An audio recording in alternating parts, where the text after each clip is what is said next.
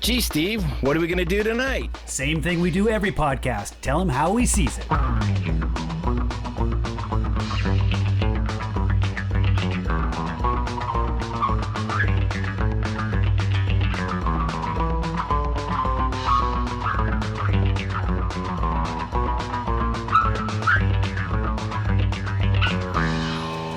All your fear-mongering about you-know-who never fooled us for a minute.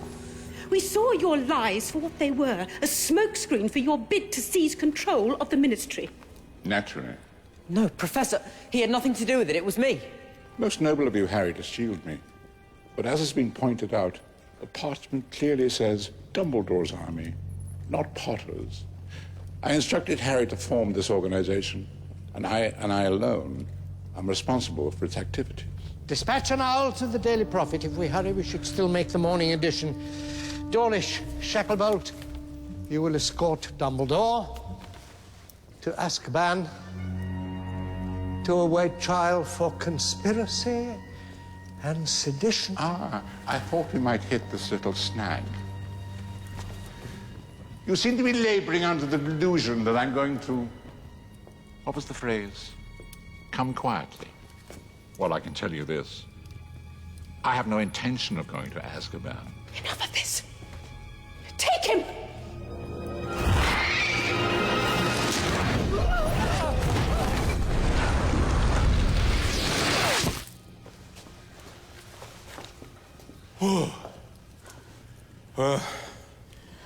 You may not like it, Minister, but you can't deny Dumbledore's got style. Here we go. It's How We Sees It, episode 277. This week we're back with the fifth movie in the Harry Potter series, Harry Potter and the Order of the Phoenix. We've covered the first four, and I think we've all been pretty happy with that. And so now we're getting into the nitty gritty. We're getting into the second half of the Harry Potter. What would you call a seven? Well, I guess it's an 8-movie, 7-book trilogy, or it's not a trilogy. What is that? Series? Series? Is it just a series? Yeah, that's what I would refer to it as. Well, the books are a series. I don't know about the movies. What are the? The books would be a septology. Oh, there we go. Oh, you're talking about to count out 7. Yeah. Okay. And the movies would be an octology. Yeah. Yeah. Okay. I was going to say, I mean, you get trilogy. I'm like, they got to have something for the rest. So I was just. Oh, they do. You learn something every day, right? Especially here on How We Sees It. Right? I'm your main. You do learn something. It may not always be worth anything, but you learn something. I'm your main host, Noah. See, you learn something there. And with me, as always, your main man, Steve. How you doing, Steve? I'm your octologist, Steve. Thank you very much. I'm doing well. He said oct. I got you. We got it. We got it. I want to make sure because, it sounded pretty close to it. Now, our proctologist would be Bo. How you doing, Bo? I don't know about that either. I'm just a regular old dude. Doing all right. Don't forget to download, rate, and review. Remember, I didn't say listen. Just download, rate, and review. That's all. Yeah, you don't have to listen. That's really. We'll never know, but true. It's true. I wonder if you never know, right? Probably no. I mean, the only way we would really know is if someone ever came up and randomly said something, or we get an email, which we have gotten an email and stuff before. And I've had people bring up stuff that's happened in some of the podcasts. So yeah, that's the only way to really know. And truthfully, yeah, if you don't listen, that's fine. But download, rate, and review. That's all we really care about. Them numbers, right? Because our sponsors. Oh wait, we don't have those. No sponsor anymore. No, we ended our partnership. It was a mutual thing. It was okay. It ran its course. Yeah. Yeah, exactly. I still enjoy it. I still have enough that I'm still doing it, but nice. It is what it is. Also joining us is Nina. How you doing, Nina? I'm doing very well. How's the East Coast treating you? It's actually nice. It's been up in the 50s, so most days. So it's spring is coming. Stuff is starting to sprout. And we leave tomorrow. We're going to a horror convention down in Virginia, which is an annual event that we're very excited about. So Nice. We're kind of a big week here at our house. Cool. That sounds cool. Yeah. Nice. Yeah, we've had some crazy weather. We had 88 yesterday, and then it was like in the low 60s, raining today. Mm-hmm. So it can't decide what it wants to do, but it has gotten warm enough that the allergy bugs are now out and fucking with people. Oh, like today it started for me. I walked outside walking the dogs, and I was like sneezing up a storm. Yep. Yeah. Oh, it's here too. Andrew, I got in the car this morning, and Andrew said, "Watch this," and turn the windshield wipers on, and this yellow cloud of pollen rose up from and my throat just closed up just looking at it. Just looking at it, go like, what the hell? It's like, oh God, that's funny. The worst. That's crazy. Yeah, that's kind of what it was here. I got hit with not only the allergy, but I got hit with a sinus cold too. So I got the double whammy, and it took me out for Monday. So, but we're back doing this podcast. It was great. I got to listen to the book, watch the movie, watched it twice. So that was kind of fun. And now we're gonna get into the one thing that we really enjoy about this podcast is we create a cocktail or a drink to whatever it is we're watching, and that's no different this time. And Steve hit us with a riddle before the podcast, and so I'm kind of curious about it, but I'm gonna make him wait. I'm gonna make him go last. So I'm gonna start with Bo there. What you got, Bo? Oh, cool, sounds good. So I started with, I'll just say it was low hanging fruit. Went with a classic cocktail. Went with a cocktail called the Pink Lady. Mm-hmm. Pink Lady is in essence a gin sour. It's gin, a little bit of Applejack liqueur. I did not use Applejack, however. Hold on a second. Pardon me. Those allergies. Yeah, although they're not bad down here yet. I think I'm just getting over a little cold. But so it's a gin, Applejack liqueur, lemon juice, a little grenadine that gives it the pink color, and egg white. So you shake it up, dry shake it, add the ice, shake it together, and you get a Pink Lady. So it's have a maraschino cherry, but I didn't have any good ones, so I don't want to cheapen it up. Sure. Looks like it matches Umbridge's sweater, so perfect. Yeah, it's pretty good. Kelly actually got the Kelly seal of approval. She's like, it might be the best cocktail you've made that I can remember, so that's nice. And then I went with for my beer. Again, I seem to have a lot of trouble finding some of these like the things I'm looking for. Like I'm like, oh, there's got to be something with the Phoenix, or oh, there's. Like, I've always kind of liked giants since I was a little kid. There was this book we used to read growing up. It was called Giant John, and I just always kind of liked giants as like sort of mythical creatures, let's call them. So, anyhow, couldn't find anything in either of those two categories. It wasn't like a total stretch. Like I could have gone with Mammoth Brewing or Epic Brewing or something like that, but instead I switched it up at the last minute. I was actually looking for something. I was looking for a beer called Government Conspiracies. I couldn't find anything, some of these breweries have like these conspiracy things or whatever and all that. But I ended up going with Bottle Logic's Dark Forces. I thought that was a pretty good beer to go with it. And it's a pretty high alcohol content. So I don't know if I'm going to finish the whole thing or not, or I might just have half, but it's like up there in the range of your last podcast or the 2 podcasts ago range of beers. So it's way up there in the alcohol content. So I might not. So above a 9? Above a 9. I might not be taking down the whole 22 ounces myself. Hey, if we could do 12 of them, you could do one. What day of the week did you do your 12? It's a Friday. Friday. Yeah. Yeah, there you go. So if this were a Friday, I'd be all over it.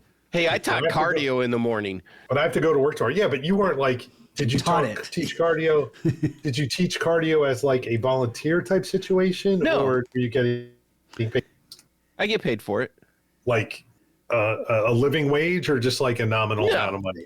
No, I get paid as part of our dojo, and it's just it's enough to keep me coming back teaching it, but Yeah. So my career and my life and my lifestyle, I don't want that to be affected by drinking 22 ounces of. Anyway, it won't. I know. I'm just fucking. You're right. I wouldn't want to work in any building you designed the day after you drank a big beer. Yep. There you go. So anyway, but all in all, those are my drinks, and the Pink Lady's good. And I just, like I said, it was kind of low hanging fruit. I wasn't able to do anything as impressive as we're going to see from Steve, but I thought it was pretty good. Nice. All right, Nina, what do you got for us? All right, this is a journey. Nice. So I wanted to do, I wanted to kind of like throw all of the ridiculous alcohol tricks into one drink. Oh. So I wanted to have color changing, some sparkles, and also set it on fire. So I had the butterfly pea flowers, and I infused some gin last night, and it got The what really, flowers? really. The blue butterfly pea flowers. Gotcha. Yeah. They're the ones you can. I think I know I what did you're some talking about. syrup with it. Yeah. But I found out you can just put them right in the alcohol and let them kind of infuse overnight. And I didn't want to do a lot of Instead of alcohol. blanching them and stuff, you mean, or Well, instead of like boiling it and making like a simple syrup and mixing it all together, this is just right in the alcohol. So it's like if you buy the Blue Empress gin that has this is pretty much what they do. yeah. So I took a bunch of these flowers, put them in a jar with like 2 shots of gin, and it got really, really dark, like really like a deep indigo purple. And I'm like, oh, this is very impressive. So I put it in a nice little glass, cut crystal glass, put some luster dust in it, floated a little tiny bit of Everclear on top for the fire. Where'd you buy that? I thought they stopped making it. Well, I say Everclear. It's okay, gotcha. Some of the moonshine. It's Sure, gotcha. Very high proof. But just like a spoonful, just enough to set it on fire. And I got my kitchen torch, and I hit the top of the glass, and the whole top of the glass popped off. Oh and no! I sent you guys a video. Yeah. Oh, this is my kitchen torch, by the way. It looks like a lightsaber. I have one of those. Nice. Yeah, they're great. Oh, actually, They do really well for starting fires. they're great. You sent the video of the glass? So I sent the video of the glass breaking. Anyway, so I poured it into another glass and put some ginger ale to try and get it to change color, but it was, I guess the infusion was a little too intense, and I didn't have ginger ale is supposed to be a highly acid mixer, but there was no color changing happening either. Oh no. And so anyway, and I'm worried that there's little bits of glass in it. So yeah, I wouldn't this was drink kind that. of a failure of a drink, and I can't tell you what it tasted like. So, but anyway, if you all want to try it, it's it did catch on fire and was impressive. Yeah. You can see it in the, like I said, I sent the video of the top of the glass breaking off, and also it burning for a couple of seconds. Yeah. You could have strained it through a coffee filter. What's that? You could have strained it through a coffee filter. I could have. I didn't have time. I just didn't have time. I had to. I was just I wanted to do this. I wanted to do this like right before I got on, so it was still kind of, new. But anyway, whatever. It's gone now. So, but that was my drink, the Flaming Phoenix. You were inspired by Neville Longbottom. Some of his. Yes, there you go. This was all kind of mistakes were made. So it's all good. I lost a really nice cut glass, like a little cut glass, shot glass that I've liked. So, but anyway, probably find one on eBay. I probably could. I just got a replacement glass for one that Kelly made me throw away like 12 years ago. What was that? So I forget the brand name. It's a French glass company, and they make those kind of octagonal glasses, with the. Oh yeah. I've seen those. So, but it's like they're really higher quality, and they say on the bottom it's a 500 milliliter one, so it says 500. Well, I was using it to produce stems for plants, so like it got all the lime and scaling got on the inside of the glass, and it wasn't coming out. So she's like, get rid of this thing and we'll get a new one. Well, we never found exactly one again until just recently. So it's taken me about 10 years to find a replacement. So if you have persistence, you can find one. I mean, it wasn't like I spent a lot of money on it. I think I found it in a thrift store, but I really liked it. Mine was given to me by an ex-girlfriend. So, I mean, I didn't spend a lot of money on mine either. But fate I will find something just as good or better, I'm sure, at some point in the future. So sure, I'm not too worried about it, but it was very startling. And I don't know if Steve will be able to post this on the Instagram as a video, but hopefully, and you can see the very dramatic. It broke off in a perfect ring. It was just like oh, interesting. Yeah, it did. It broke off. You should watch the video. It's definitely cool. Yeah, I don't know if we can post it on Podbean, but no, you've got access. We'll to figure out a Instagram, way. So. Yeah. I'll figure out a way to make it. All right, nice.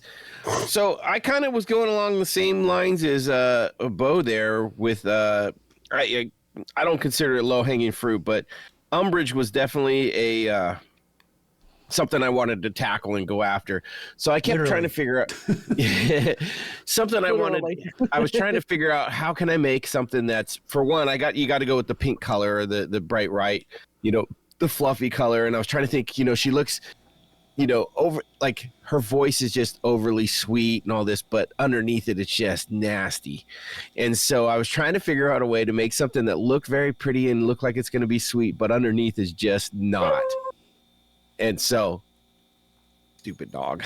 And then, so I went, I started off with something, and I'm going to call this after her little coughs that she does. And it's great in the audiobook. The guy does such a great job. And you're like, after a while, you're like, man, I'd smack the shit out of her. She kept doing that around me. But anyways, so to start off with this, I was like, okay, I got to go with 1.5 ounces of a mezcal, because that's going to be that underlying, like, smoky kind of kick you in the teeth kind of taste that you're not really expecting in something that's pink and fruity looking. But to get the pink and fruity, I went with 1.5 ounces of strawberry puree. So that got that going. I put that in a shaker. Then I added 0.75 ounces of Campari to get a little bit of a bitter in it.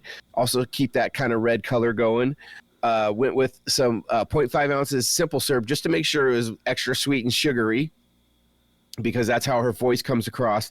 Added a full ounce of fresh squeezed lemon just to add that extra citrus kick to it and give it a little bit of a sour. And then I shook that up.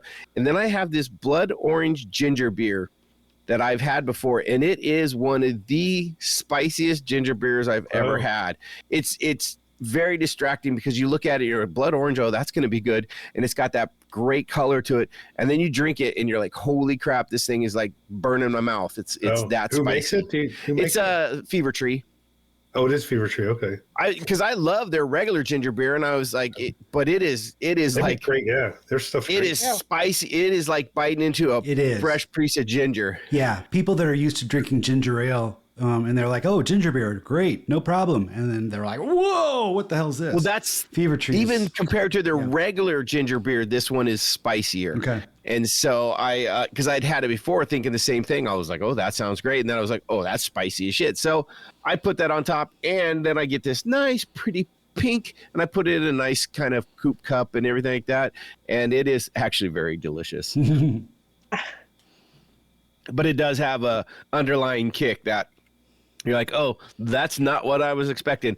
But it actually tastes pretty damn good. Nice. Surprisingly, I was kind of, I don't want to make a bad drink because that just is ridiculous to go out of your way to make a bad drink. But it doesn't taste like it looks, and that's what I was going for. And so it's got a nice spicy kick. That smoky mezcal comes in at the end, and nice, so if you're into that, it's kind of I'd say almost like a smoky kind of strawberry margarita in a way. It's got a little bit of taste like that. And that is my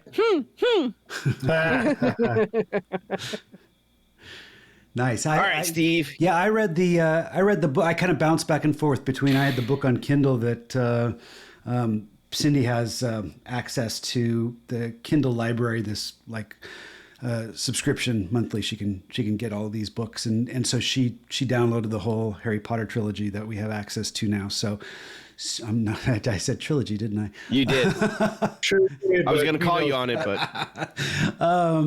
but so I was reading it, and then I had also got myself a 1 month subscription to Audible, so I could listen to it at the same time, because I didn't think I could read the book in time. But if I bounced back and forth, I was able to pull it off. So I got a little extra insight into the movie as well. I've read it in the past, but it was nice to read it again fresh. And one of my favorite characters in the book, and also in the movie, I like the casting choice, and I like the performance, is Luna Lovegood, who is introduced in this one. She's kind of an oddball character.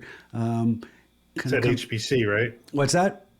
That's Helena Bonham. No. No. It's this is the young Luna. That she's the one. Oh, that can see she's kind of like blonde. Wishy. She looks like she's been that's smoking her. some stuff in the back room coming out. But anyway, I'm really charmed by her performance and stuff. She's an oddball. I think everyone growing up can kind of has someone in there, that they can relate to, that kind of fill in this. It's not just someone who's on drugs. It's someone that's got a certain charm. That anyway, I thought it was great. She also introduces her father is the editor and publisher of The Quibbler, which is kind of the bastard stepchild to the Daily Prophet. It's their Inquirer magazine where they. I was gonna say. National Enquirer, yeah, where they publish a bunch of stories that they claim are true, but they're pretty crazy, pretty off the wall. And when we're introduced to her character in both the movie and the book, she's reading it upside down, which in the book you actually find out why she's reading upside down. And I'm going to read that. They never mentioned this in the movie, but in the book it says there was an article on ancient runes. According to the magazine, if you turned the runes on their head, they revealed a spell to make your enemy's ears turn into kumquats. And that explains why Luna was reading the Quibbler upside down when she's first introduced. They also, in the book, they publish an interview with Harry Potter. They're on Harry Potter's side, or they're publishing stories, whereas the Daily Prophet is just all about denial that Voldemort isn't back. We get a lot with Fudge in this movie, claiming that whole thing is made up, and it isn't until the very end when Fudge comes out as Voldemort is on his way out and he says he's back, and it's finally revealed that, or it's finally from Fudge's standpoint, he finally accepts that Voldemort is back. So I was playing with this, the Quibbler, the fact that it was upside down, the fact that Luna was trying to solve a little bit of a riddle with turning it upside down. So I decided to make my own little riddle with my recipe, and I let the recipe. I used the riddle to kind of help lean into the recipe. So it actually turned into a really good cocktail. But it's pretty simple. But I ended up coming up with ingredients and making a little crossword puzzle that you can only, or it's not a crossword puzzle. It's a reveal that you can only read if it's upside down. I sent you guys the reveal. If you flip it upside down, in fact, the clue at the very end is you have to serve it upside down. So that was kind of my clue to the riddle. You have to flip the whole thing upside down. I also capitalized all the letters that are highlighted. But if you turn it upside down and you read it kind of diagonally, it says Tom's back, which is Tom Riddle, which is what Voldemort calls him, and it's kind of just the I love when he does that too. Yeah. When he calls him Tom Riddle. Yeah, when he just calls him Tom. Yeah, Tom. Yeah. Like, you shouldn't have come here, Tom. Yeah. Like, you little shit. So what this is, I called it the Quibbler Riddler. It's ½ ounce of Kahlua. The K is one of the letters. Well, I'm not going to go into that. You can look at it. 1 ounce of Scotch, ½ ounce of Amaro Montenegro, 1 ounce of Nob Hill Rye, 1 dash of orange bitters, 2 dashes of Angostura bitters, and an absinthe rinse. The absinthe rinse was actually the only real nod I had to the book, because absinthe rinse, I used Lafite, which is I think fairy. It's the green fairy, and Luna's always referring to the Nargles, which are fairies, invisible fairies that hang out in mistletoe. And so I thought absinthe rinse would be a good thing to have a little nod to that. You serve it upside down. If you look at my picture, I did actually flip it upside down. That's to kind of lean into the riddle itself.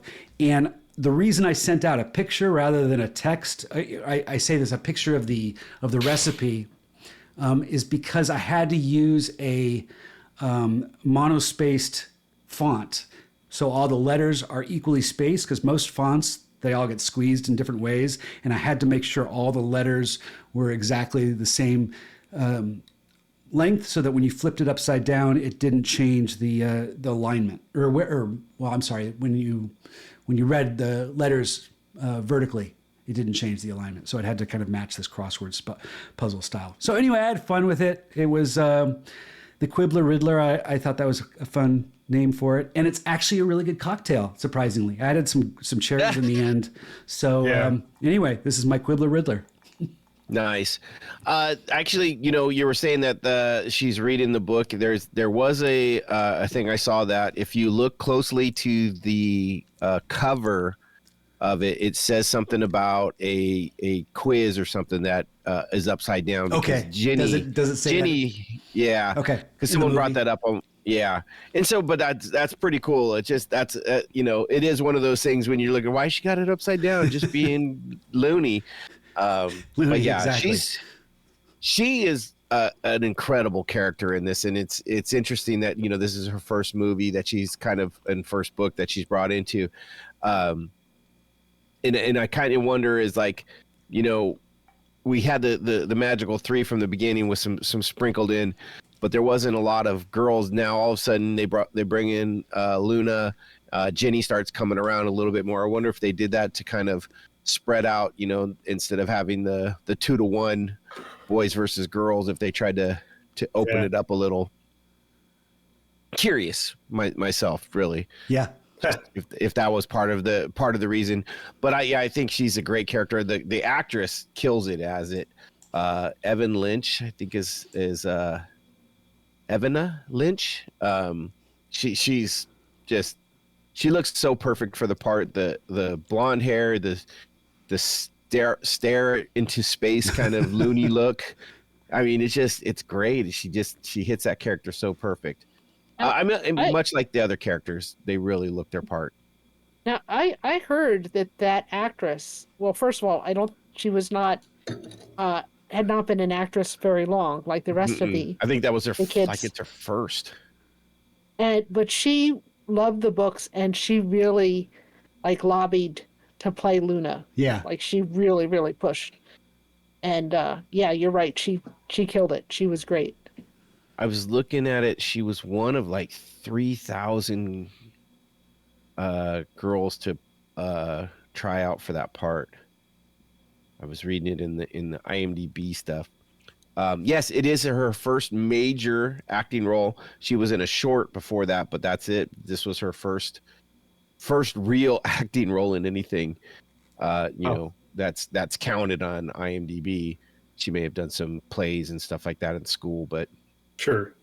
But yeah, when we get the rest of everybody back, which is really cool and stuff like that. And interesting enough, this was the longest book in the series, but it's the second shortest movie. Okay. So, really? Yeah. Oh, here we go. Evanna Lynch beat 15,000 girls for the role of Luna Lovegood. Wow. Yeah, she was 9th in the line of 30 finalists when it came to the viewing of the audition videos. So 15,000, that's crazy. Man, that's pretty cool. Good for her. I kind of gave this movie a secondary title. It wasn't just Harry Potter and the Order of the Phoenix, but Harry Potter 5, Harry Gets a Haircut. I thought it was kind of interesting that Daniel Radcliffe shows up and he's got, such a short haircut compared to Goblet of Fire, where it's just kind of all over the place. It's more. Well, all of them actually have a little bit shorter hair. Even Ron's is a little more. It's not as kept, but it's like they all went from the 70s long Beatles look to a little bit more recent, So yeah, I thought it was going to be Harry Becomes a Man. Like they're all starting to look like they're all like hitting puberty pretty solid. The rest do. Harry's still pretty short. I mean, everybody else grew up around him. He's still looking up to everybody, but no, it is a lot. They're into that 15-year-old kind of, they're really coming into their own. Yeah, it could be Harry becomes a man. Interestingly enough, for me, this is one of those ones where the movie not so much, but the book, Harry Potter's kind of a whiny bitch. There's and that's part of it, though. I mean, he's going through a lot, but it's also, goddamn, you're like, God. I gotta say, I thought in the movie, it's a little bit more in your face because you're actually seeing it. But I thought they did a really good thing in the movie that wasn't in the book, and it was that little scene with Luna Lovegood where I wrote down this quote. What she says, well, if I were who, I'd want you to feel cut off from everyone else, because if it's just you alone, you're not as much of a threat. And he takes that to heart. And the very next scene, he kind of goes back to Hermione and Ron and kind of says, "Hey, can I sit down?" Kind of trying to invite himself back in because he knows he's been kind of a whiny ass bitch. Anyway, I thought it was a good acknowledgement of that, and then it gave the movie a way back into the character, so you just didn't continue to get annoyed with him. Yeah, well, I mean, I think it's more in the book, but less so in the movie, because you get so much of his internal thoughts and what he's thinking, and he's isolating himself.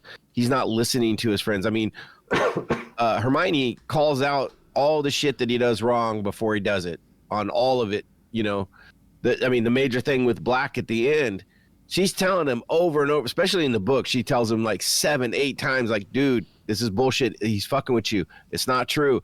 Don't do this. Right. Check some other. And he's like, no, fuck you. I know what I'm doing. And it's like, no, you really don't. Like, listen to your friends. And keep studying occlumency. Yeah. Yeah. Right. Oh God. The shit with Snape and the I can't, what is it? Occlumency? Occlumency. Yeah, Bo, so this is a more challenging movie in the fact that, like Noah mentioned, the movie is one of the shortest and the book is one of the longest. So this is, and I did something that I hadn't done yet, is I read the book and immediately watched the movie afterwards. Oh.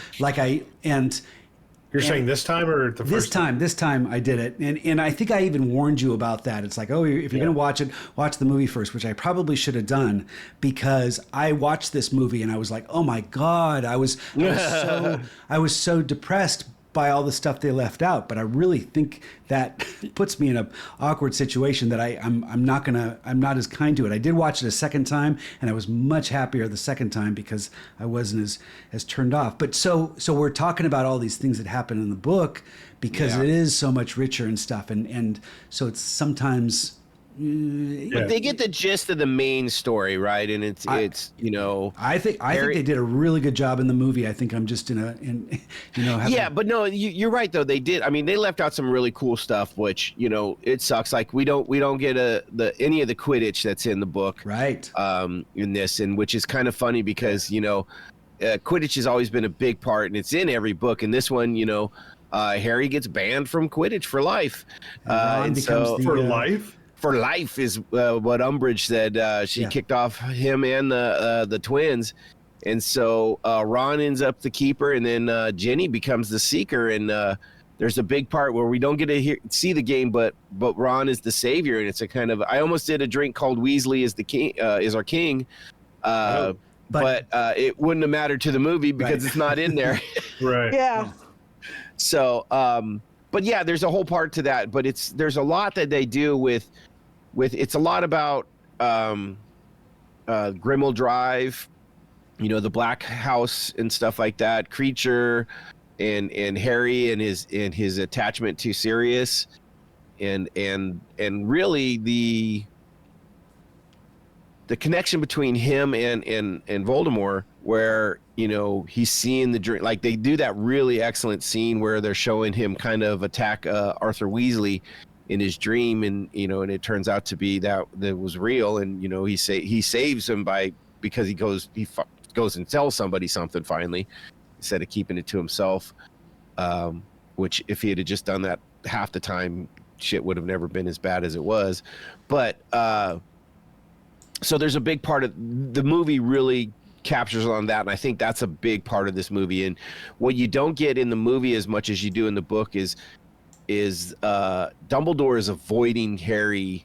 Like, you barely see Dumbledore in this, right, compared to a lot of stuff, and it's because he's literally trying to cold shoulder him, because he explains it. I don't know if he knows. I can't even. I get the two confused now as much.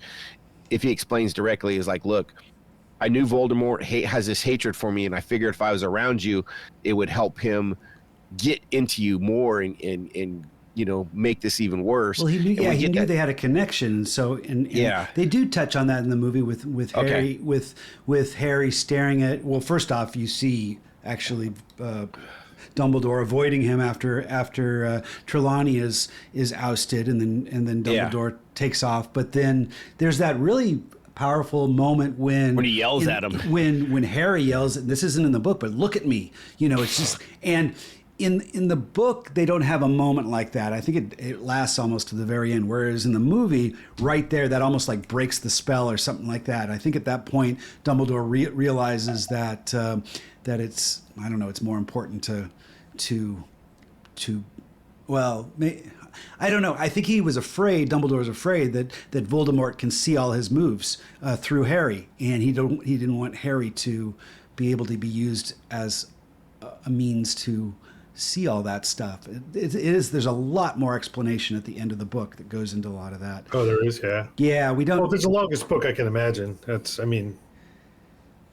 sense. Yeah, but it was kind of muddy in the movie. You get little hints of it, and I want to point out that this was the only movie of the entire series that had a different screenplay writer.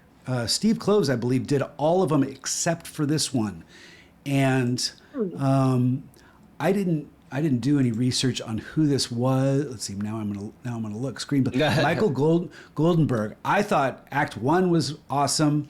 I thought Act 3 was really cool because of the director and some of the magic sequence and stuff. I thought Act 2 was really poorly written from the standpoint of how the events happened, and they seem.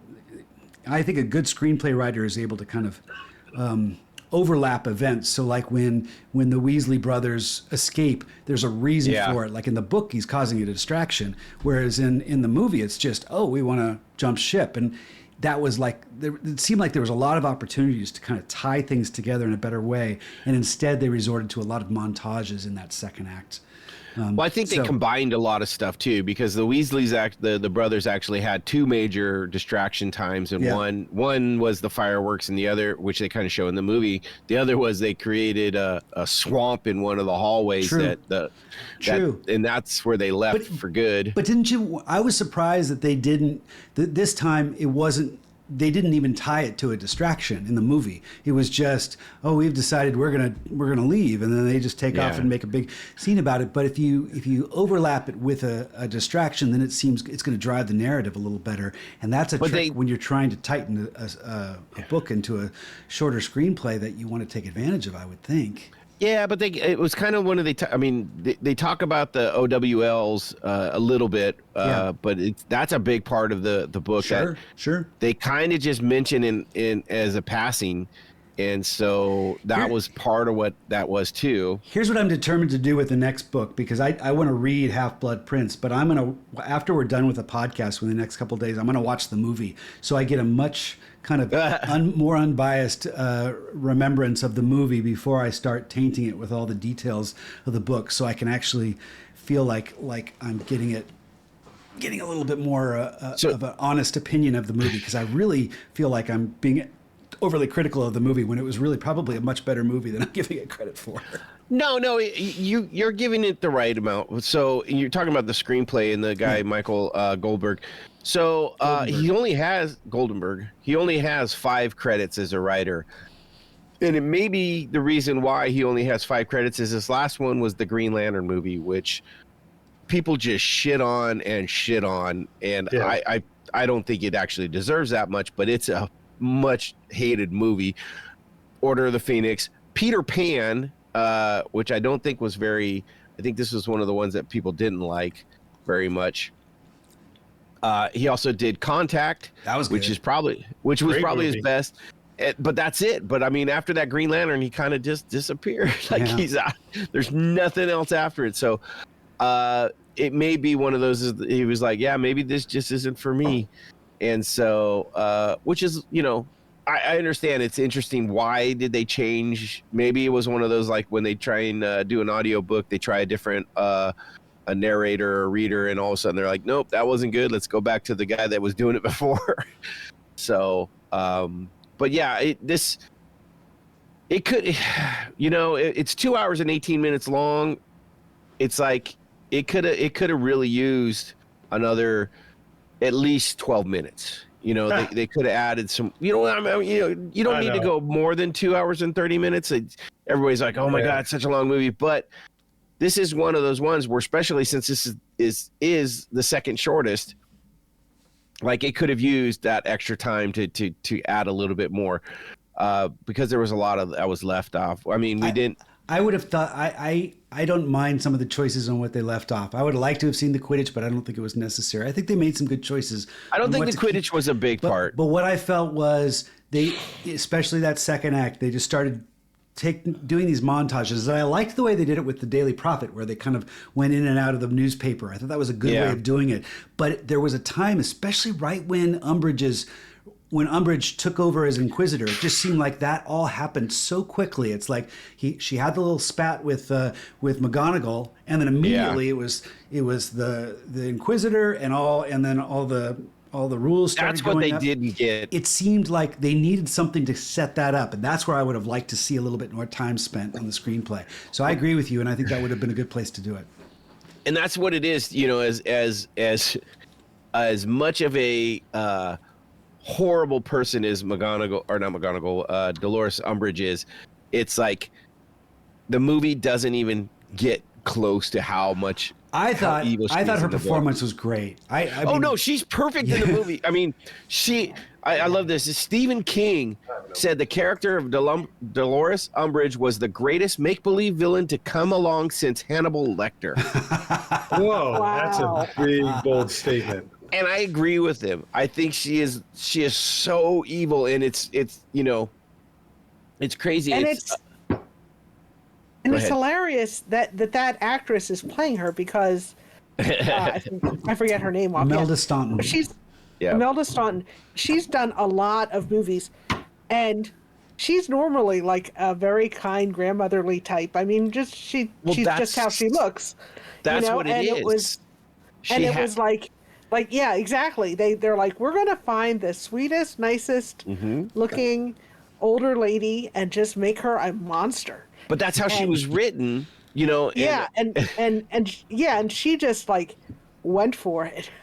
So J.K. Rowling revealed that the character of Dolores Umbridge was based on a real person whom she disliked intensely on sight, and who returned her was it antipathy? Is that Antipathy with interest, even though she honestly could not explain why they hated each other so much. antipathy is a lack of caring. Okay, I was looking at apathy is a lack of caring. What antipathy is that? This it's spelled dislike. Like okay, yeah, okay. like the opposite of empathy. Anti-empathy. Gotcha. Yeah.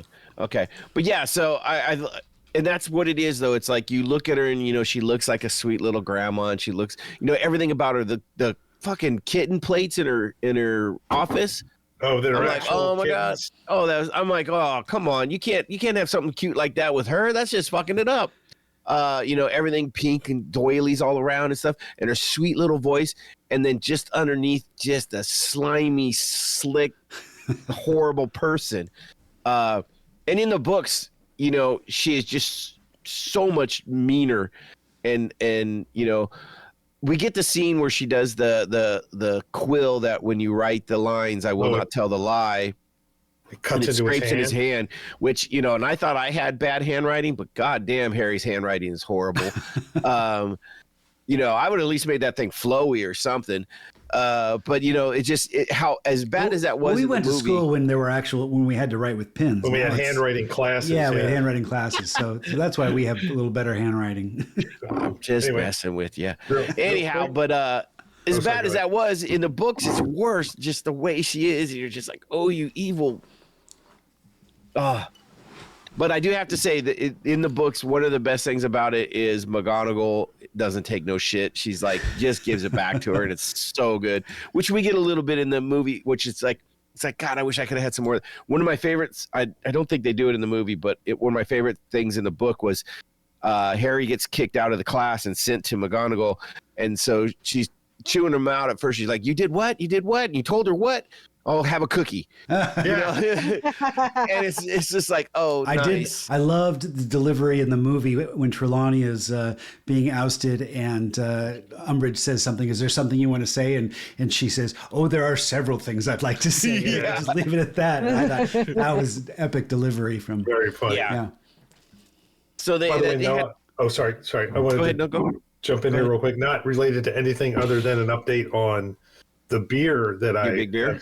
My 22-ounce beer, Bottle Logic Dark Forces, 17.3% just for. Whoa, what? Holy shit, that is a big beer. Is that like a Yeah, wine? so it's like a barley wine or something. I mean, yeah, 17.3%. It's an imperial stout. Let's see. It's described as an imperial stout brewed with rye and molasses and aged in bourbon barrels. Its viscosity meter, scale of 1 to 10, is a 6.5. So it's also kind of like thick. Yeah, it's got a thick mouthfeel, I'm sure. Yeah, exactly. So anyway, All right. Well, you're All right. right, I'll give you a little bit. I'll give you a little bit of a break at 17. all right. Just a Anyway, little, that was though. just an update. So go ahead. Sorry. Yeah. Some of the other great stuff in this, and we get bits and pieces, but it works out really well. Is Hagrid is missing for a lot of the movie. They don't really even talk about his replacement teacher, Grubbly Planks, and how much the kids really enjoyed the classes with them. But when Hagrid gets back, and he has to introduce the kids to his half brother. I think is what they think. Yeah, is it's what half it is. brother, same Half-brother. mother, right? Yeah, Yeah, Gro- same mother. which is pretty interesting. This is one of the few bad CGIs in the Harry Potter movies. Well, no, it's not one of the few. Oh, I was. If nobody else brought it up, I was going to mention some of the bad CGI in this. But yeah, Yeah, this was not good. It was. This is one of the worst, and especially in this one. like when they're flying over the River Thames, like Yeah. when they're flying their brooms over the River Thames, I'm like, that's like the worst green screen I've ever seen, ever. I'm sure there's some other worse ones, but there is a couple things. But I think they sunk a lot of their CGI effort into that big battle at the end, which was pretty amazing. It was. It's- And in the Thestrals, I thought were really well done. Yeah. Maybe it's just easier to do something that's more of a beast rather than something that has to have like human facial expressions and stuff. But yeah, it's surprising when you look at one thing versus the other, and what a contrast. Yeah. But it was a good part of the fights book. at the end were so well Yeah. staged. Which is interesting because I in the book the fight goes on and it's crazy and it's got all kinds of different things going on, and I was like, oh man, I'm almost kind of glad I don't want to say dumbed it down, but they tightened it, and it made it more cohesive in the way that the battle played out, where in the book they're going through different rooms where there's all kinds of weird shit going on. There's a time travel thing where they stick a guy's head in it and his head shrinks to a baby and then back to an old guy and then back to a baby and I'm like, So it's That's like a good Endgame. almost not nearly as bad, but yeah, I mean, and then you don't get that great line, did I pee as a baby Yeah. or as an old man, They both. but it's one of those things it made it really cohesive, and I think even the end where the Death Eaters all come in and grab all of Harry's friends, and they have the standoff and stuff like that. it actually isn't how the book went. You know, that never really happened. The Death Eaters never really grabbed the kids. They were getting stunned and knocked out and almost killed. I thought they had a different name than Death Eaters. Or were they? No, they're Death Eaters. Death Eaters, yeah. I thought they called them something else. Anyway, sons of bitches. I agree with you, Noah, that there was a lot of changes, but I never felt that it was too distracting from what happened in the book. It didn't seem like the whole essence was there, and which I think you're saying too. I'm saying that I think you know how they tightened it up and changed it in a good way, that I think if they would have tried to follow the book a little bit on that one, it might have been too much. Absolutely. One of the things they did in the movie, which I don't think they did in the book, and I did one of my drinks based off of the four houses and all the elements that they were based on, and that when Voldemort and Dumbledore are having the battle, they have that battle with fire, with water, with wind, and then the glass, which turns to sand, which I'm assuming was earth. So I thought that was kind of a nice kind of nod to all that. That's my guess on that. You know, I didn't put that all together. I did like that though. That was a pretty cool fight, and much more powerful in the movie, I think, than even in the book. The fight in the book was a little lackluster compared to what I think the movie actually pulled off. It wasn't so reliant on spells too, like using magic words, you know, Alohomora, you know. They were doing that with all the disarming when the kids were doing it. When the adults were doing it, it was just kind of like these little you know, underhanded moves, and how you flick the wand and not much being said, and it felt more mature. Like this is what mature fighting looks like. It seemed like they were really more epic. It was like at the scale of Rogue One Darth Vader battle at the end sequence versus, you know, the original Star Wars when Obi-Wan and Darth Vader go at it.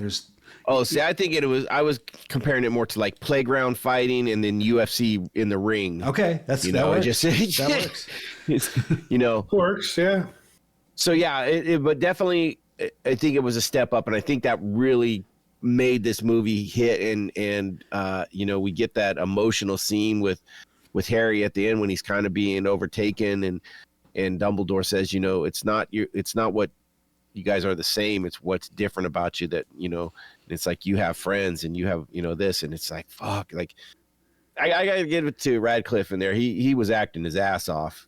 Yeah, probably the first movie where I really think he really starts nailing it. I mean, that it was definitely a more mature performance. Mm-hmm. I mean, this is the first one where you're like, yeah, they're becoming adults. Yeah. You know, like there's still a little bit of the kid thing, but they're definitely more grown. And he really was able to portray that. I liked the director's decision to go back to more outdoor locations, especially like right off the bat, that opening sequence where they're out at the playground. And yes, because I think Goblet of Fire and maybe the first two movies were a lot more reliant on studio sets. Here they did take advantage of studio for when they went into the Dark Forest. But other than that, when they started exploring more outdoor sequences, which really feels like a more real world. Sometimes those too many sets can make it feel a little bit more make-believe. It's funny you talk about sets in this one and not feeling real. To me, this is one of those ones where I really felt the castle felt more real.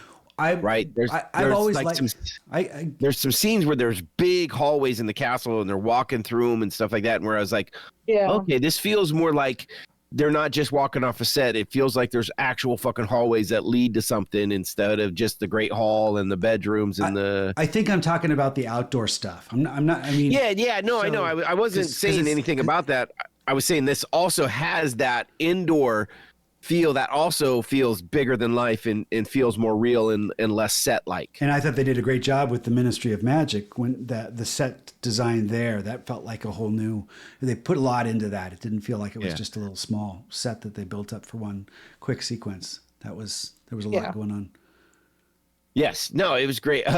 Did anybody catch the code that they put into the telephone? Number sequence? In the book or in the movie? I thought it's the same in both. 6 something. I mean, it's these the same numbers, but the idea is that it spells out magic. Oh, does it? Okay. Oh, funny. interesting. Yeah, I didn't catch it on my own. I'm not that smart. Someone told me that on a podcast, and I was like, "Fucking hey, sweet, I like it." But yeah, I just thought, I mean, little things like that. If you catch things like that, there's another aspect. But does to the anyone book. of this generation remember when Oh God, dials when numbers were, because that's how you used to. Oh my text. gosh. It wasn't. You didn't have a keyboard. Or you didn't have a. I guess I didn't send it out to you guys. you did. You did. I did send it out to you guys. Oh, the rotary yeah. phone. Yeah, The rotary that phone was hilarious.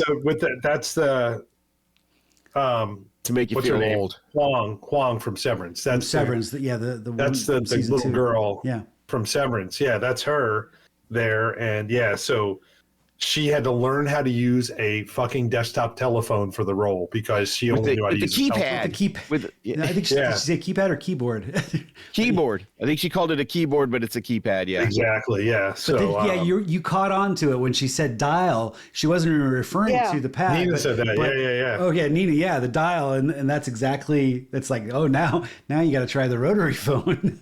Really good. I think Jimmy Kimmel said he was going to send her. I mean, one. Really blew her mind for Christmas. Yeah. I'll bet if you put a rotary phone in front of someone, like they wouldn't know what to do. Yeah. You're not wrong. You just stick your finger in and wait. You're trying to push. Like, what do you like? It's not doing anything. Like they don't. Yeah, exactly. Yeah. Our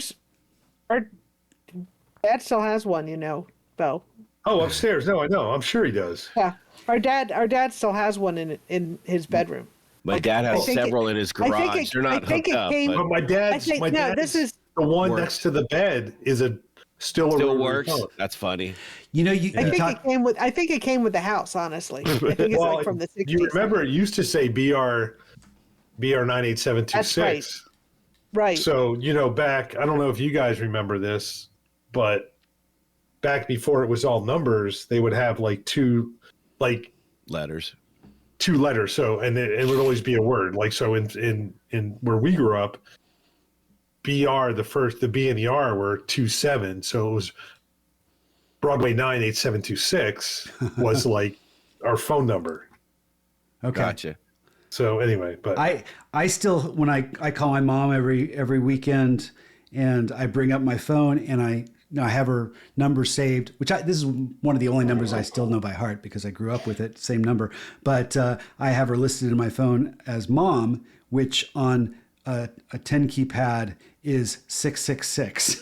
I always feel guilty when I hit 666 to bring up her contact because that's not the kind of relationship we have. We have a good relationship.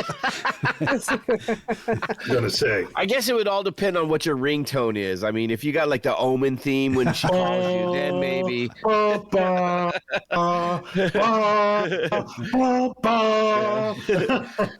Might be a little different. But yeah, no, this was the sets you were talking about, Steve. I think this, to me, there was parts of this. I mean, we got the room of requirement, which was such a cool idea in this one. I thought it was one of those things is like, it just makes the magical world of Hogwarts come to life a little bit more, when something like that.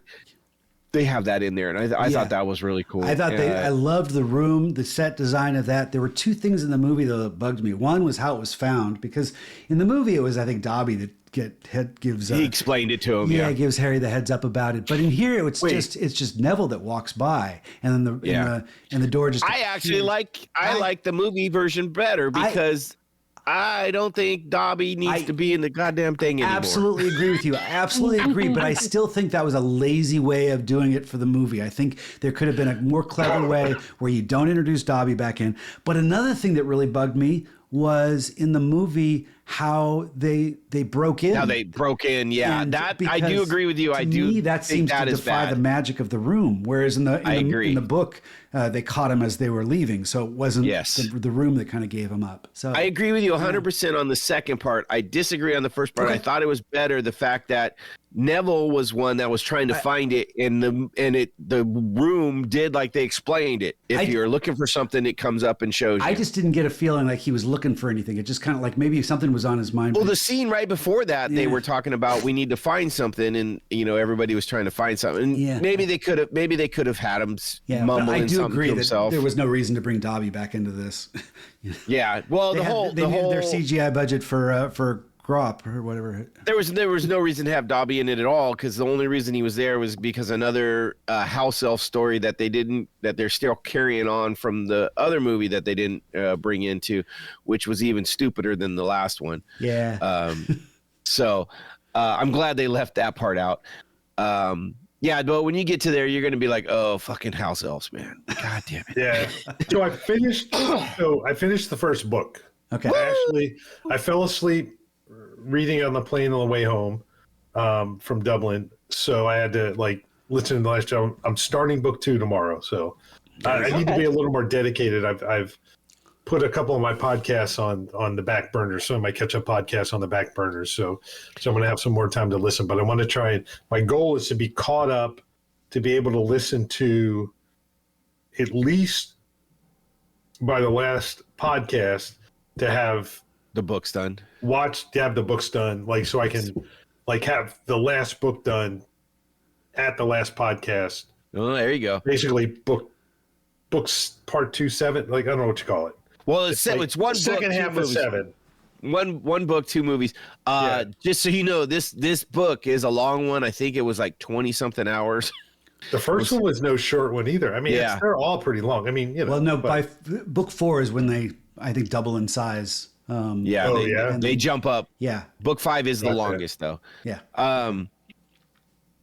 A quick question, Bo. So you were in Ireland on St. Patrick's Day, if I don't. No, I left the day before. So I won't say that was intentional, because it was pretty fucking crazy Saturday and Sunday when I was there. Man. Well, Saturday mostly. Sunday I was on my way home, but Saturday, I was in. I mean, they definitely keep it kind of secluded to certain areas, and it's a whole weekend event. So it wasn't like I missed out on much except the parade. I'm not a big parade guy, but there were. It's crazy how many American 18 to 20-year-olds were there, because the drinking age is 18, and they all come from probably New York, and all the East Coast kids kind of go over there and just Well, they wanted to get that authentic green beer, Right, but it was pretty nuts in some of the areas, but they definitely seclude it in some areas and other areas. So I just saw that and thought, oh my God, that would be really cool. So nice. Speaking of Irish, what did you think about Seamus's deal with Harry and how he how they had their little row because his mom didn't want him to come back? And did you even pick up on that? Are you asking me, or are you asking? I'm asking you directly. I'm asking everybody. I just because you were over there, I figured the Irish accent, and he's the main Irish kid in the movie. Sure. It didn't really click for me in that way, so I don't know what I can say. No, so what it was is, though, I mean, so Harry comes back, and this is the big gist of the movie, is Harry and Dumbledore saying he's back. Fudge is basically saying he's not, because he thinks Dumbledore's after his job, and this is his way to getting it and stuff. I mean, I guess we can't understand the level of the being afraid of one person. If we all came out and they said Hitler was back, I don't think anybody would be like, oh shit, fuck, what, there's nobody on this level that would scare the people. And, you know what I mean? It just seems, it'd almost be I guess it. I don't know if Hitler would be, although Hitler with nuclear weapons might be a little scarier than. I was just trying to think of who's. I guess Genghis Khan. If we said Genghis Khan was back, Genghis Khan. I don't know. Yeah, it's a tough call, but I know what you're saying. There's nobody. Well, there's also a little. I mean, we're talking about the magical world, so the magical world, there's a little bit more acceptance that people can return. I don't know. There's magic involved, so it's not as surprising. So I don't know if that's quite. I mean, if we're saying it's just a weird concept that if someone was coming back and saying like some weird shit has happened for the last 4 years, and you're going to go and they're going to say, hey, this guy is back. And they're like, nah, probably not. You're kind of crazy. All this, we're going to find ways to write all this shit off. It just, a lot of fake news. You know, it just seems it's weird that a lot of people. You're throwing 4 years example out there for you. You're throwing about someone's coming back. I mean, I don't want to get political at all, but no, I wasn't trying to do that. I was saying, like, I mean, they had the first year with the Sorcerer's Stone, and you know, everybody at Hogwarts knew what was going on there, right? There was a big deal. The Chamber of Secrets kind of is him, but not really him. Then let's see. The third year, Prisoner of Azkaban, you know, I guess that's where they're kind of blaming everything on Black. It's just, and then the whole Triwizard turn. I'm just kind of saying, there's a lot of shit going on. You're kind of saying it's far-fetched that people don't believe what happened? Yeah. Like, especially the kid in his room with them. The kid. Yeah. And Seamus shares a bedroom with Harry and Ron. Yeah. Well, the book goes into how the Daily Prophet just completely... and all these people went away for the summer, so they were inundated with all their peers and their parents and all those ideas. So I get where, you know, our belief system doesn't always come from our school fellows, especially if we go away for the summer. I just was curious. It was one of the things that bugged me about it. It was like, why would they not believe Dumbledore being...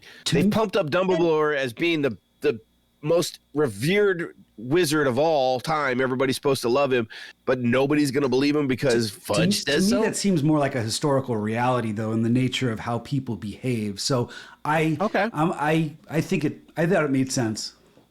All right. And the other thing is, Wizard Society is pretty small. I mean, compared to, compared to human beings, you know. So I think they're humans, but yeah, I get what you're saying. But you know what I mean. Not non-magical humans. Yeah. You have, Hogwarts, where it's pretty much every wizard and every magical child in all of England is in this one school. Is in this one school, and it's like a couple hundred kids. I mean, it's that's the weird thing too. Like, I kind of wonder about that. The numbers don't always correlate. Now is that really true? Because when we saw the Quidditch, the in Goblet of Fire, they went into that tent and suddenly a small space became a huge space. It's possible that we're only seeing a fraction of the. Maybe there's a lot of time things going back where Dumbledore has to kind of go to all these different rooms and spin back time so he can talk to all the different Well, dimensions. no, I mean, maybe there's multiple. When they show the grand feast and the big things, those long ass tables, there's hundreds and hundreds of kids. But then when they show a classroom that's supposed to be a mix of, probably, all 1 year, but it's like it's the Slytherin. There's like it's a fair question. It's a fair question as far as how many people are. I mean, I don't know if those numbers have ever been revealed by J.K. Rowling and stuff. Yeah. I will say, though, this series sets itself apart in that it's able to explore themes that are beyond just good versus evil. In this case, it is more of a political book. This kind of, it definitely is fake news versus what real is. I think that's fascinating, and I like that she chose to go that direction for a book. So, which is funny because this was all pretty much before the big, real fake news shit came out. Right. So. Well, I mean, there's always been fake news, but I'm just saying nowadays it's like it's in the mainstream of that's just kind of accepted, where this was kind of before all that, which I just was kind of considering like, is that, it's interesting how it is. You said it, Steve, I think in the beginning, right? When Fudge shows up at the end after the battle, he's like, "Oh fuck, he's back! He's back!" Just this look on his face, like, "Oh my gosh, look! I spotted him!" It's like when Thanos comes back. Think about it. Yeah. So go ahead. Oh, I'm just saying. I mean, it's in a way, it's easier to control the narrative because, you have smaller. Let's say a few thousand wizards in all of the world. And they're not all in the school, right? Not all the wizards. No. I mean, but you have some live in Diagon Alley and some just like live out. they're all In the very Barrow. secretive. I mean, they're all over Yeah. the place, really. I mean, Yeah. the Grimmauld Place is in the middle of London. Yeah. Yeah, Yeah, in but they're all between, very in between, yeah, they have to stretch the building in order to get there. Yeah, but they're all very Yeah. secretive. They're all very isolated, and it's like they've got 2 newspapers, the Daily Prophet And the Quibbler. and the Quibbler, and it's like and everybody, and it's like so you have. That's well, true. They the never really Daily- have any the TV. Daily- yeah, they don't have the Daily. Well, they Prophet, don't need TV because the newspaper moves. True, Right. true. So the Daily Prophet is like this is the legitimate news, and the Quibbler is like this is what the crazy people read. And so Wait till the next movie, Bo. You're going to even get more into it. Like, So I think it's the next one that the Quibbler comes out. they're more. all kind of isolated. They they don't have a chance to like pass information directly for the most part, Right. because they don't see a lot of other. It's true. They are Wizards and isolated. They're a little and- more isolated and stuff. Although the freaking what's it called? The where all the wizards were, where they ended up in the chamber or Ministry of the Magic. Ministry the of Magic. Fucking yeah. a lot of people there. That's a big ass like kind of corporation. But I guess that would be like Go to the DMV. Washington D.C. That'd be like Washington Yeah, D.C. for that's wizards. yeah. I was gonna say that's like Or what was it? every person who's part of the wizard government is in one building. Yeah. Well, Got a sick You know doge what on their it's- ass. it's- Start. What was it in what was the Star Wars one? The council, like when not the Jedi Council, but when everybody is in. And Well, like, Palpatine at Coruscant, he had the whole Jedi. Oh wait, The Senate. No, the Senate. The Senate. yeah. When all The when Senate, it's yeah. like the ETs are there, The and ETs and the everybody- Wookiees. Yeah. Yeah. Yeah, no, you're right. I mean, I guess that is the all which I like the fact too. They're talking about in the elevator they're doing the different floors and stuff, and they have the paper airplanes. And I love it. He's like, we used to use owls, but it was a fucking mess. It's like, Yeah. oh, I get it. Yeah, it was just kind of cool. Lot of fun with that too. Yeah, I mean, I liked how they showed Muggles being kind of completely oblivious, and we talked about the stretching of the Grimmauld Place, and they show that shot of the window, looking through the window. That I think there's a fishbowl and it's shaking and stuff like that. You see 2 people beyond there watching TV, and they just are completely oblivious to all this craziness that's going on. I really liked that touch, just to kind of make the point that Muggles are just under. I thought it was cool though too, because I hate to keep bringing up book stuff, Bo, because you don't That's know all about right. it. But Bring it on. they explain it a little bit more that the I think it's 12 Grimmauld Place is a little bit different than the normal wizarding houses. That if you aren't specifically told about it, you can never find it. So I think that's also part of the reason it's kind of stuck between 2 Muggle buildings. Gotcha. It's kind of a interesting thing there. It's kind of funny if you go to Harry Potter World in Orlando, and I Yeah. don't know if the one in California is the same. I haven't been there, but they have a Probably Diagon better. Alley. Probably They have better a- because it's in California, but I'm just saying. I think they're both pretty similar actually, but when we went there, you're walking around the promenade that goes all the way around the park, and they have it looks like the street where Grimmauld Place is, Oh, and Oh, it's just like an empty street, and there's a double-decker buses there, and it's like, how do you get in? And they've really done this wonderful illusion, because and also if you look up in the window, like this curtain will move aside every so often and creatures looking out, and then it'll move back. But Huh. if as you approach the buildings, that it's like they're offset. Like one is a few yards back from the other, but proportionally, if you're looking at it dead on, you can't see the opening. It's Oh, not nice. until you get closer and you're like, oh, there's an opening. So you go like in between those buildings and like around the corner, and then there's this huge there's, it's Diagon Alley and like this huge, there's dragons, there's the sweet shop, there's, there's That's fun. Yeah. the Weasley brothers joke shop. I mean, it's all there, and but you don't, if you're just walking around the promenade, we almost walk past it. We're like, it's supposed to be around here. It was really, I mean, and we're not dumb people. We're like, it's supposed to be around here somewhere. Where is it? You are And then we're muggles, like, though. and That's then, true. right. And Claire's like, oh, there's a house elf up there. And we're like, oh, it must be around here. And then we saw people walking in and we're like, oh, it was really a great illusion. Nice. But Nice. so That is one of the places I wanted to go, and I'm a little bummed my kids are older now that they're not as much into kind of the fantasy part of stuff like that. So I do have a granddaughter now that I'm hoping someday will soon be super into that, which right now, if there was a Frozen world, she would want to go to that. And I don't mean Empire Strikes Back. I mean the actual Frozen. Hoth. Hey, Noah, Because if she you and wanted to me- go to Hoth, Noah, you and me, we can take like a man's weekend and head out to Hogwarts in Florida. You and me. let's do it. Let's do it. you I'm on guys, you and Noah, if she's into Frozen, take her to Disneyland and get like the princess lunch Oh, where you yeah. can meet Elsa and Anna, because we did that with Claire when she was super into Frozen, and we met them and it was just wonderful.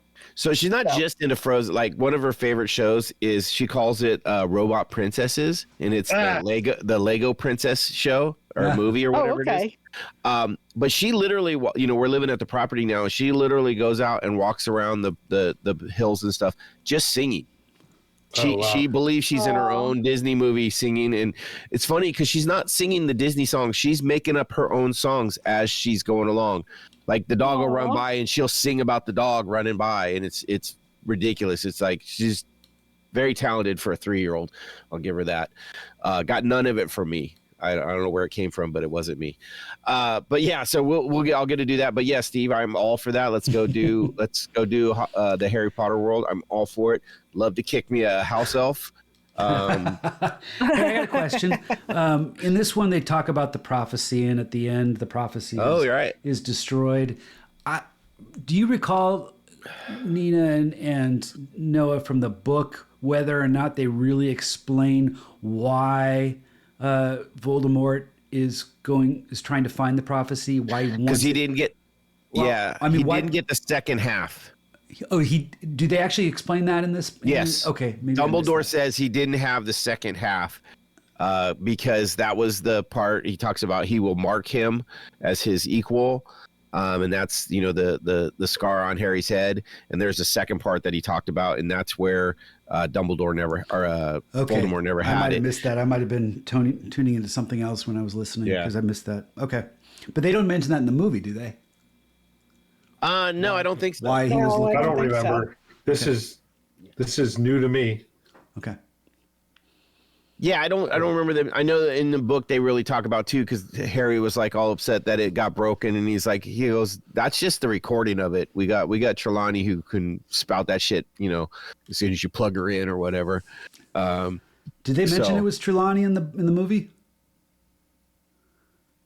I don't know if they mentioned it directly, that but was a spoiler. Sorry, Bo.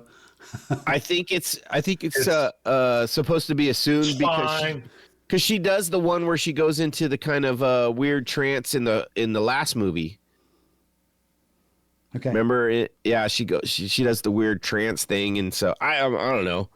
They're so intermingled in my brain now because of the books and the movies, and I've watched so many of them. You watched them a bunch, I'm sure, right? Yeah. And I've listened to them. I'm probably on my at least 5th time through. Again. The books. Yeah. And they get so rich. They're richer and richer the more the further you go in. To the series. Yeah, and it is. It's there's so much to it. And like I said, it's a world at this point, and it's great. I love all the characters. I like that. I like that they got a little bit more of the side characters involved with this one. We get a little bit more Neville. We get a little bit more of the twins. I mean, the twins have been kind of there, but we get a little bit more of them. I loved in when they go to the house in Grimmauld Wall.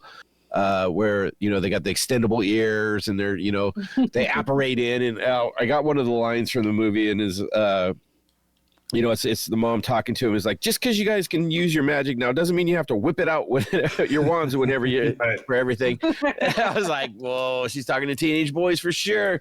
Yeah. But the story of the twins is so fun in this. Like I almost would like a secondary series, a spin-off series of the Weasley twins. Their first year at Hogwarts. Yeah, that'd be fun. Just following them, not even, like their view of everything that's going on as the years go on. Because I don't want to ruin anything for the rest of the series. Sorry, I'll forget. I mean, I'm drinking a 17% beer right now, so I'll probably forget by the time. Yeah, but then we also got the book goes into a lot more, so you want to have some inspiration for some of those side series. You're in the right place, Bo, reading the books. Yeah. Yeah, but we also got, like I said, I just need to catch up. I mean, I feel like I'm lagging. Sure. Like I'm going to have a lot of book listening to do here. I got a lot of catching up to do.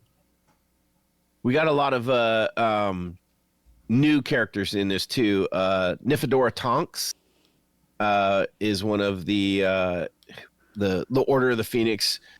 We get to see her. We get to see the actual Moody. Trying to think if there's anybody new in the movie. I don't know if they really showed. Well, in the book they talk a lot. We have Shacklebolt, Kingsley Shacklebolt. True. Yeah, but and we get Bellatrix Lestrange. Yeah, that's what I was going to say. Bellatrix Lestrange. Yeah. Well, I was talking about the Order of the Phoenix. Gotcha. Okay. Directly. But then we get some of the Death Eaters. Lestrange is just ridiculous, and we get a lot of her story of like who she is. Even in the movie, they talk about Neville talks about they really talk about his parents and why they are at St. Mungo's, and it is Lestrange and stuff like that. I don't know if they said it in the movie, but I know when she shows up, Neville's like, yeah, I'm about to avenge them, motherfucker. He's like, he's ready to take her on. It's kind of cool. Let's see who else was there in the movie. We got some more of the kids involved. Jenny gets to be a little bit more involved. We get Cho Chang has a bigger part. We get that some nerdy kid. What's a nerdy kid? Not Ernie McMillan. Has it Ernie McMillan? No, it begins with an M. But Neville? Neville Longbottom? Yeah. Maybe Longbottom, yeah. So Neville Longbottom. He's been in it before, but he's been this is the biggest role he's played in any of the movies. Yes. Like it's definitely like a bigger role in this one. I'd say he's mentioned a lot more in the book with this when it comes to the prophecy and stuff like that. There's some really interesting stuff that you'll get to when you read it. So Neville is a very important character in this entire series. Oh, really? Mm-hmm. Yeah, very important. One of the other things we didn't talk about, Dolores Umbridge. As bad as she is, she had her right hand man. Who definitely was in for all the comic relief in this in Argus Filch, just like in the last one where every time he was supposed to fire the cannon, it was early and he would go flying. If you watched him in the background, he is hilarious, and same with this one. There's just a lot of stuff with him it's all comic relief, and like him falling asleep in his chair, them giving him the candies, which I don't know. Did they ever even talk about Fred and George's? What do they call them in the books? They're special candies that are supposed to get them out of. They have different things depending on what they do. But they had one name for it that was like kind of the overall. Well, I mean, here they did show him giving it. They had that little sequence where they pass by a bunch of people that are taking them and trying things out, and one of the kid gets like the skin beard and stuff, and weird things. So, but he gets a little pustule or something that explodes when he's. He gets a big pimple on his nose that blows up, and it even hits the lens. And you're like, oh, he's so bad. Good stuff though. He was fun to watch. Him hammering all the degrees on the wall, the ladder getting bigger and bigger. That was well, that's the also part. Like I when they all fell down, it was like there were so many. Yeah. Like so far up by the time they were done. When I like in the book, they actually tell you which, like they go through each one for the most part. Or they name a lot more. They name like almost 10 of them. Where in the movie, I think they only talk about 2. They only talk about 2, but you see like almost 100 on the wall. It's almost exaggerated in the movie. Well, it is exaggerated because they have the ladder that's going up higher and higher and higher. Well, the one where he's hammering and it's kind of the foot's coming off and the cat's looking at it like, oh, this dude's about to fall. Let's see. Also, graphic design, not a strong suit of wizards. Because the design of those posters was almost illegible. Some of them just right with all the different fonts and sizes and. They definitely look like something that would be kind of an old school kind of decree, though. Like, you know, definitely like we printed this off and this is a big deal. I'm trying to think if there's anything else. We talked a little bit about Creature being the house elf for the blacks. He was kind of funny with just his little mutterings. Yeah, voiced very well. I don't know who did the voice for that, but Timothy Battinson. Okay. I liked that. I liked his presence and just kind of matched the way he just sulked about and well, he definitely, and he had a different look than Dobby did, where it shows that the house elves aren't all the same, which I thought was kind of a cool way. Like they're very different in the way they look, but he definitely had a cool look to him. Like he just looked grumpy, like he sounded. So that was kind of when I first spotted him, his face reminded me of. Do you remember it? Disneyland, when you're on the haunted house and you're going like the old haunted house. I don't know if they still have the old one or not. And you're looking through these marble things on the wall with faces, and they look like they're staring at you. Yeah. But and they're actually, I think they're indented in or something like that. It's almost like they're because the eyes are following you, and the way they do that, it's an optical illusion. That's what his face looked like the first time I spotted him. It reminded me like one of those. I agree. I agree. Let's see. Anything else we need to talk about in this? I think we've hit the centaurs. They did leave out a little bit more on the centaurs with Ferenz. That was actually a teacher that replaced Trelawney in the book, Trelawney, which I found kind of interesting. But I thought it was fair that they dropped his character from the movie. Didn't really. Oh my God! But the greatest. Ferenz. Yeah. He's the one that saves Harry Potter in the very first movie. Oh. The centaur, yeah. Yeah, it comes back to it. I mean, this one they do have the centaurs that really the centaurs in the book played a much bigger role in the movies than in. Yeah. Well, and the same thing in this or movie. in the books and in the movies. Sorry. Yes, same thing in this one. Where this one we do get where the centaurs definitely come out and help take out Umbridge, which is kind of the same thing in the book. It's a little bit different in the book, but it's basically the same. They drag her off, and if I'm not mistaken, I don't even think in the book they had the line where she's like, Potter, say something. He goes, I'm sorry, I cannot lie. I don't think that's in the book. I think that was strictly in the movie, which is great line. That's a chef kiss line right there for the movie. And I think when she screams like "I hate kids" or something like that, I don't think that was in the book either. I think that was something that was. I think you're right. Same scene. But yeah, it was one of those great things that But yeah, he comes out and he shows up, I believe, in the next movie. Does he? Okay. Yeah, I think they jump right into it. Ferenz is the what is that class? Well, it's Trelawney's one where she reads the tea leaves and what is it called? Oh, predictions or whatever. It's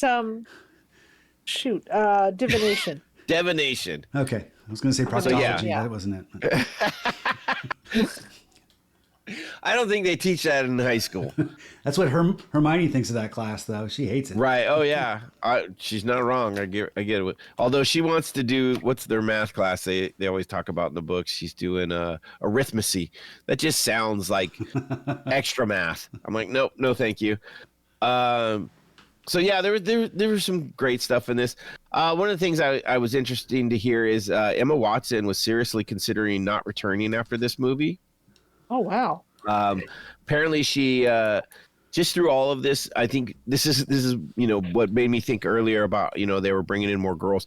She really felt isolated and stuff because she, as her character and as herself, she was she felt like isolated and like the only girl and stuff like that. And I think it really started to get to her. So she was also having difficulty coping with the instant fame and attention from fans. I can see how that could be isolating too. She's the only young female figure that really has a spotlight. But here they brought in more of Cho and Luna and Ginny. So that was probably a good reason for the book also focused a lot on those characters, but it was good that they brought them out for the movie as well, because I could see a screenwriter say, oh, well, let's get rid of some of these secondary characters as a way of kind of thinning things down. Yeah. But they kept them all in that final battle. They were all 6 of them went on the Thestrals to Ministry of Magic.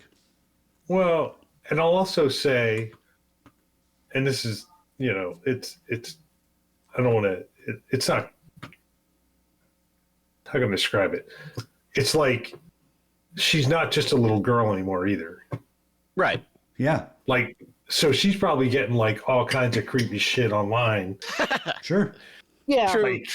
Total fucking losers that are like, oh, you're so hot or whatever and all that. And, just there's fucking weirdos all over the world.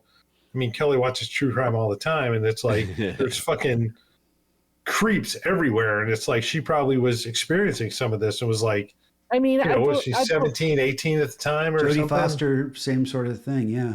I believe there was like a countdown on the internet to when she turned 18. Oh, sure, yeah. Which is just, that is so it's disgusting. Yeah. And it's just sad that the fact that she felt lonely and stuff like that. And I'm glad, glad she continued and stuff like that. And apparently, of course, watched the 20th anniversary, the return to Hogwarts. Apparently they talk a lot about it, and it's really cool to see them kind of how close they still are and stuff like that. It's really, Well, that's good. That's awesome that they are. I mean, they grew up together, right? Right. I would have a feeling that those three probably feel as close to each other as family would, just because of all they've gone through. Oh yeah, for sure. And they spent so much time together filming this shit. I think for people who were in the age group that those movies were aimed at, they're probably some of the most famous people on the planet. Oh yeah. I mean, with the fact that they're doing the HBO series or Max series, where they're going to take, I don't know how much. You can call it HBO. We're old enough. I don't know how long I'm assuming every year is going to be a season, where they're going to follow. But that's what I heard they're going to do. Huge investment for a child. I think that's kind of a cool idea, actually. I do too, but I'm also a little bit suddenly worried about, okay, they're going to have to hire a bunch of these young kids and they're going to have to go through the same sort of ordeal. It almost lends itself to the idea of like how they deal with Doctor Who. It's like maybe every season they cast a different set of kids just to just to kind of break that in a way of like maybe. I don't know. I know that suddenly then each season's gonna be judged on those kids, but it's still such a burden to put a child actor through something like that I wouldn't. I mean, well, they're also going to be judged against them. What? They're going to be judged against the movies. I mean, they're already being judged for their casting, and stuff. So it'll be interesting to see how it comes out. I'm not going to judge it till it comes out and I'll watch it, but we'll see. It's going to be what it's going to be. So I'm excited about it. That's just something that, is in the back of my mind of what it can do to kids. Yeah, it's tough. I mean, you're right. I mean, they're asking them to pretty much dedicate like their whole if their entire teenage years. If they go 1 through 7, yeah, I mean that's a lot. I mean that's what these guys did. I mean they started when they were like 10, and I don't think they stopped. I think it filmed for over 13 years, so they were in their 20s when it ended. Yeah. So crazy. Luckily, they stayed looking young enough that they kind of could pull off the 18-year-old, 19-year-old. Well, no Ralph Macchio. I mean, but I mean, he still looks like he's in high school. Well, I mean, and they did have to make some concessions. I mean, I know the kid who played Neville. He got big, but I think it worked out. Big and got very fit, and it's like so like. And Neville's his cousin, right? No, that's Dudley. Dudley also got big in he got shape. big and he got in shape. Yeah. Like, well, for the fourth or third movie, one of them he had to wear a fat suit. No, I think that was the final movie, and it was a scene that was cut from the film ultimately. But it was in the last one where he's watching the TV and he's kind of all just. I think it's the third one when they blow up Aunt Marge, and he's still kind of overweight and stuff. He had to wear a fat suit for that because he had lost a lot of weight. And this one, you can kind of see him. He's more in shape. He looks more like he's in that mid-range high school years, kind of a bully. Although I was watching it again today and I was looking at him like, man, his eyes are real close together. I'm like, that's a eyes. Yeah, I was like, he looks like a bully. He looks like someone that just beats up 10-year-olds when he's like 19. But yeah, it's one of those things. He definitely got big. But in the case of Neville Longbottom, he grew up and definitely, I think it worked to his advantage. Like, it's almost like it worked out because he was such a lanky, goofy-looking kid. But by the end of it, he grew into the character, what became of the character too. And I don't want to. Yeah. Matthew Lewis is is who they're talking about there with Neville. He's still acting apparently. But oh yeah, he shows up. He shows up every so often in like romantic comedies and stuff.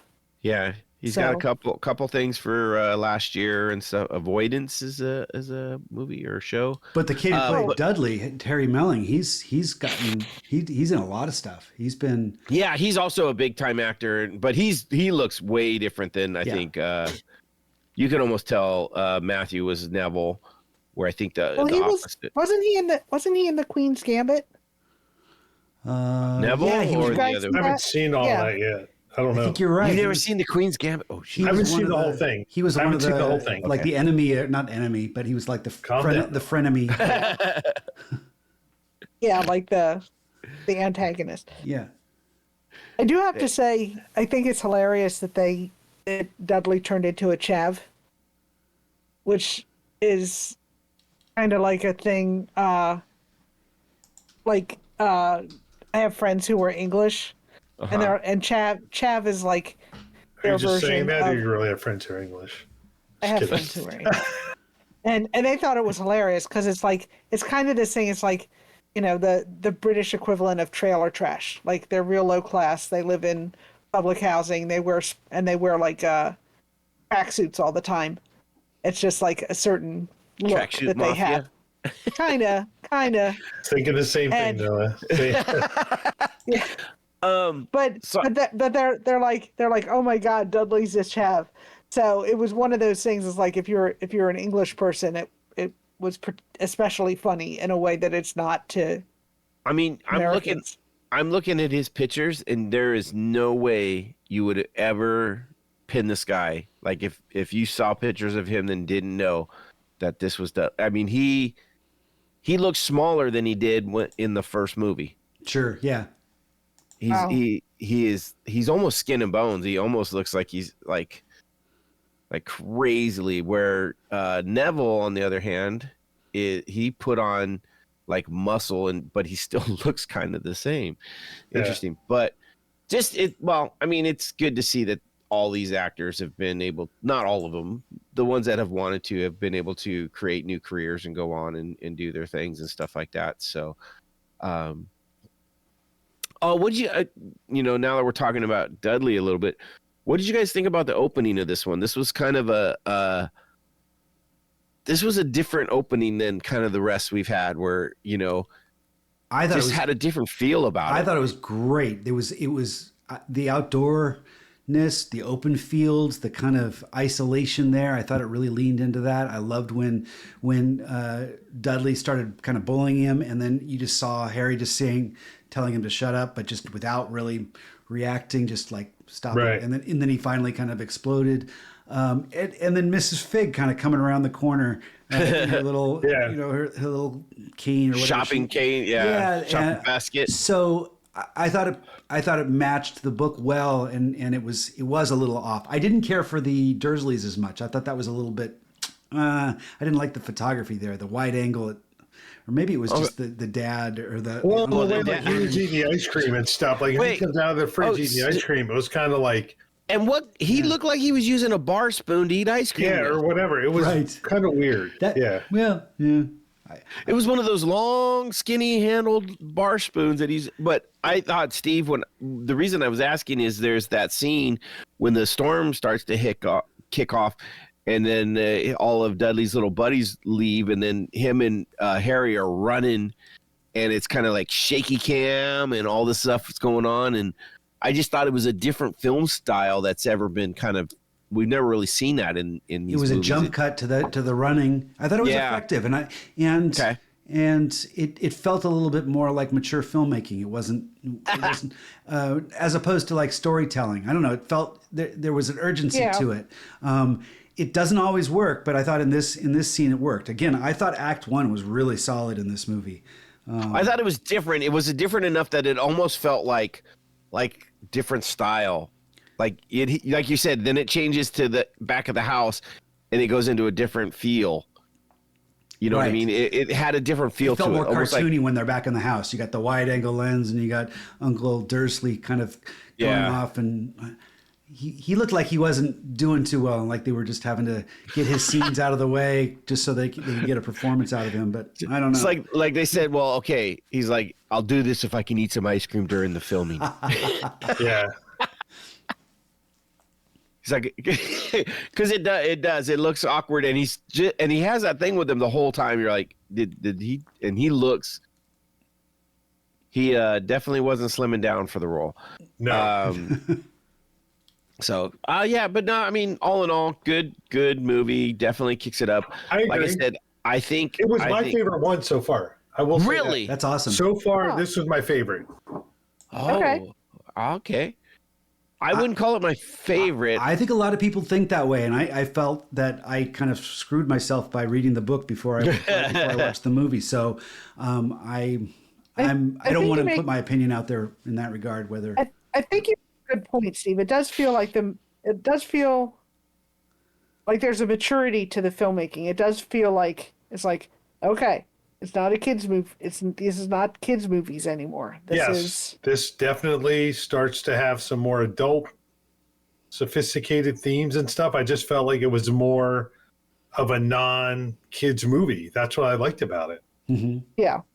Well, then you're gonna love the next ones because it just continues. I think it's as they grow up, they just keep going. I mean, it literally. It follows the whole thing. It's, they're 10 years old in the first, they're 11, and it just grows up with them. And the movies kind of do. No, this was definitely my favorite one so far. There's parts of this one I like better than others. There's still overalls I like better. And like I said, I think there's parts of the books that get wound up in me that story-wise. But this does have. Well, for me, the story on this one drew me in the most. Really? Okay. Okay. Yeah, that's cool. This has, like I said, some incredible things. Like Dumbledore's army side. Yeah. This story was really cool. I love what they did with it too. The filming of it when he's teaching them the Patronuses and they're all popping out. Hermione has her little otter, and I think it's we see Luna has a bunny. I think Ron has a dog.